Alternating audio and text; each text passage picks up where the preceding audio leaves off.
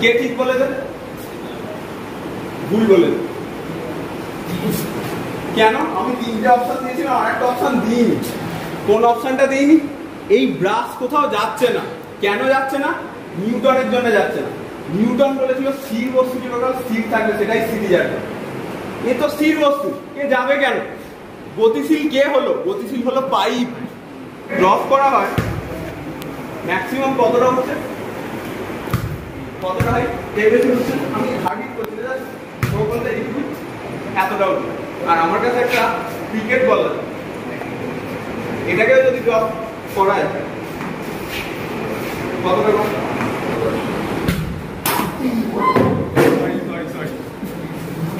ঠিক আছে, ওটাই ভয় করছিলাম, সেটাই হয়েছে। যাই হোক, কতটা বেশি উঠলো কেন?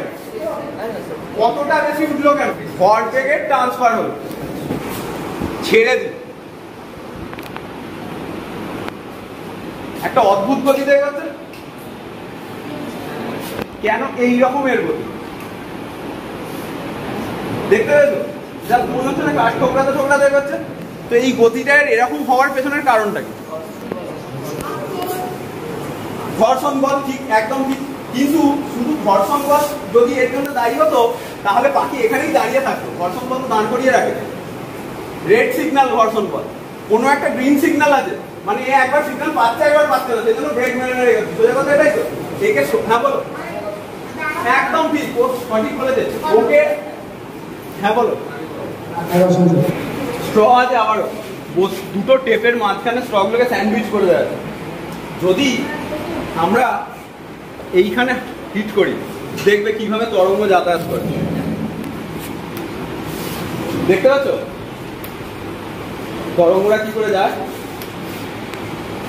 যদি এদেরকে আমি একটু টুইস্ট করি, হালকা টুইস্ট একবার বা হাফ করি, হ্যাঁ ঠিক ঠিক, আরেকটু বেশি টুইস্ট, টানবে, আরেকটু টানবো, ওকে, আরো স্পিড বাড়ছে।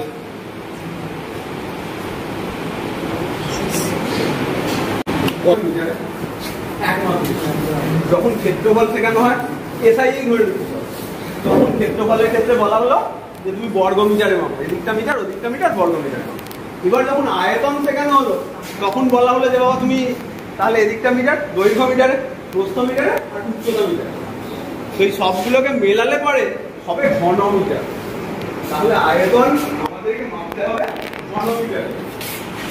কিন্তু যখন আমরা অঙ্ক করতে গেলাম ফিজিক্যালি, 9-10 ক্লাসে পরিমিতির অঙ্ক, তখন আমাদের দেখছি জলের ট্যাঙ্কগুলো সব লিটারে হয়ে যায়। লিটার, এত লিটার জল ধরে, অত লিটার জল ধরে, তাই তো? তাহলে ট্যাঙ্কে জল তুলছি লিটারে, পেট্রোল কিনছি লিটারে, সরষের তেল কিনছি লিটারে। শেখানোর সময় আর লিটারটা শেখাচ্ছি না, লিটারটা যে আয়তনের একক ব্যবহার করি। তো এই লিটারের সঙ্গে ঘনমিটারদের সম্পর্ক আছে কি? থাকলে কি সম্পর্ক বলো?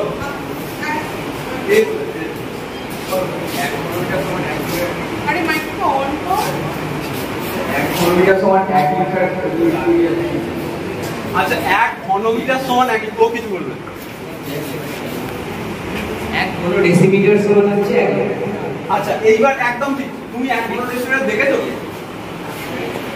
আর মিটারের সাথে 10 মিটার দরকার নেই, ঘন ডেসিমিটারই থাকে। ডেসিমিটার ও ঠিক বলেছে, 1 ঘন ডেসিমিটারে 1 মিটার, 1 লিটার।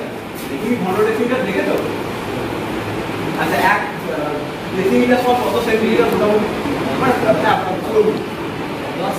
10। একদম ঠিক বলেছে। আচ্ছা, আমাদের ব্যাগে যে স্কেল রয়েছে সেগুলো কত সেন্টিমিটার? ছোটটা 15 সেন্টিমিটার। তার থেকে 5 কমিয়ে দাও, তাহলে কত সেন্টিমিটার হবে? 10 সেন্টিমিটার। তাহলে তোমাকে একটা ঘনক বানাতে হবে মিটারটা ফিল করার জন্য।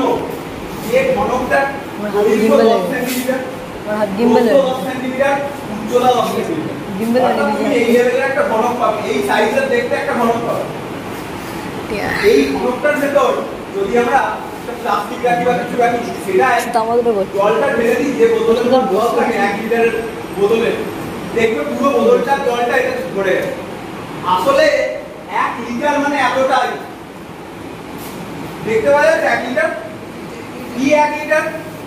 10 সেন্টিমিটার 10 সেন্টিমিটার 10 সেন্টিমিটারের একটা বাক্স। সেই বাক্সর ভেতর যদি আমি তরল ঢেলে দিই, প্লাস্টিক দিয়ে রেখে দিই, তাহলে আমার বাক্স নিয়ে যাবে কার্টুনে, তাহলে আমি 1 লিটারের তরল পাবো। এবার বোঝা গেছে লিটারের সঙ্গে? আচ্ছা 16 জন 1 কেজি লোহা কিনবে, 17 জন 1 লিটার লোহা কিনবে, ঠিক আছে? এইবার অনেকে বলতে পারো যে লিটার লোহা কি করে কিনবো, লোহা তাহলে গলিয়ে বিক্রি করতে হবে, তাহলে আমার বাড়ি হবে না। দোকানদার যে কোনো ভাবে আমার 1 লিটার লোহা দিয়ে দেবে, তার পারপাস তোমার দাম হবে। কিভাবে দেবে? ধরো আমাদের কাছে এরকম 1 লিটারের বোতলে যদি লোহার পেরেক করে ছোট ছোট পেরেক পুরো 1 লিটারের বোতলটাকে ভর্তি করে রাখি, তাহলে সেটা হবে আমার 1 লিটার লোহা, যেটার ওজন কত হবে জানো? মানে ভর অ্যাকচুয়ালি 8.5 কেজি, 8.5 কেজি লোহা তুমি পাবে 1 লিটার লোহা তুমি। তাহলে আমরা কেজিতে কিনলাম কেন লোহা? তার কারণ হচ্ছে আমরা ঘনত্বের ব্যাপারটা বুঝি। লোহার ডেনসিটি কত জানো? লোহার ডেনসিটি অ্যাপ্রক্স 8 এর থেকে একটু বেশি, 8.5 বা 8.2 এরকম কাছাকাছি একটা হবে, 8 এর চেয়ে বেশি। লোহার ঘনত্ব বেড়ে গেছে, লোহার ঘনত্ব বেশি বলে আমরা লিটারে যদি লোহা কিনতাম, আমরা ঘনত্ব যখন শিখেছি তখন আমরা ফিল করতে পারি কি ভর বাই আসলে আমরা নির্ভর করে ঘনত্ব ভর বাই ভর তো ডেফিনেটলি আমরা জানি। আয়তন যেটা দেখাবো না ওই ভরকে আয়তনকে আসলে বেশি হয়, লোহার ডেনসিটি 8.5, পারদ থাকলে 13.6 গুণ বেশি হয়, পারদ আমরা আরো বেশি কিনতে পারবো। তো আমরা কি ঠকে যাবো যদি আমরা কেজি দেখি। এরকম ভাবে সরষের তেলের ঘনত্ব কিন্তু জলের চেয়ে কম,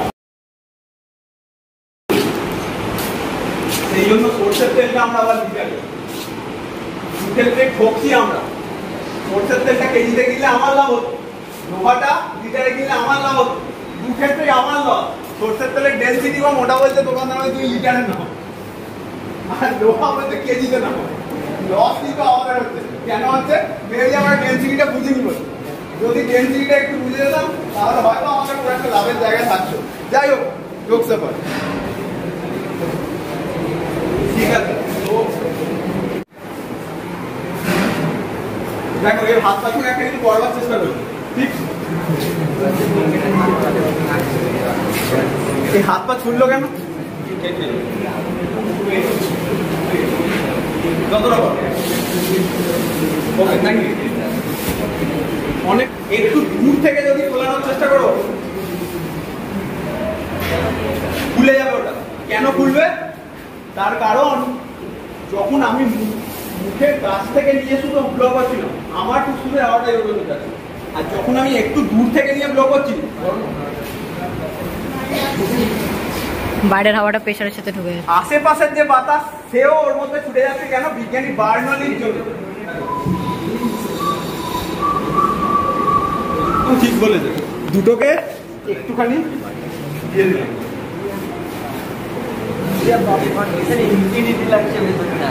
ভাই একটু বস, ভাই একটু বস। সবার কাছে গুড, সবাই